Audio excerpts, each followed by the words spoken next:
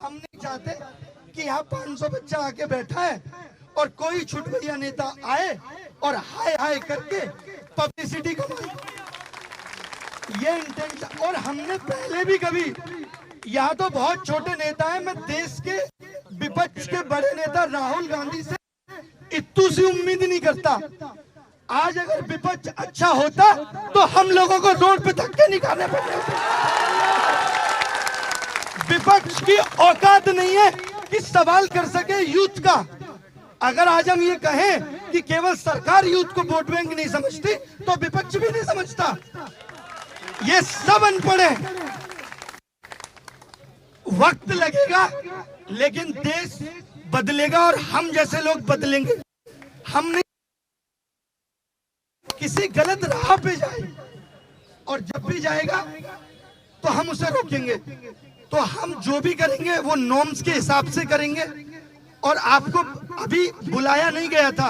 अगर कोई बच्चा ये कह रहा है कि हमें बुलाया और अब आप वापस भेज रहे हो, तो नहीं बुलाया गया था।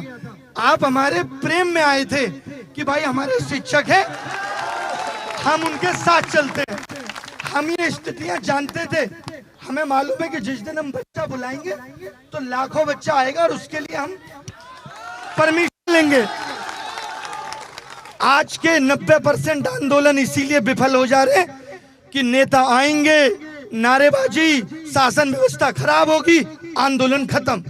तो हम ऐसा कोई आंदोलन नहीं करना चाहते जिससे कुछ हासिल ना हो सके।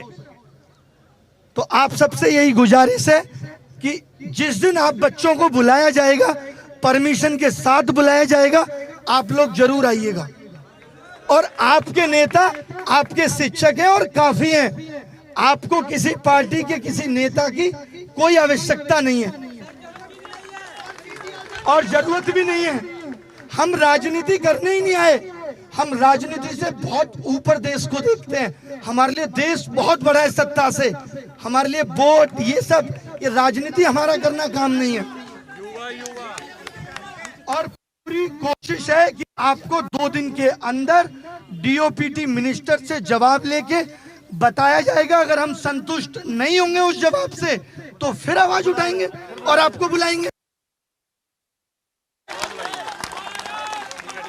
गांधी जी ने आजादी के लिए कोई एक आंदोलन नहीं किया था।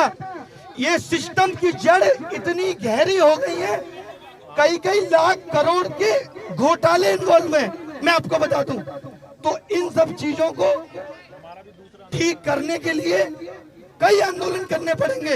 ये मत सोचिए कि एक दिन में आप जीत जाएंगे। हिम्मत रखिए, वक्त सबका बदलता है, बदलेगा।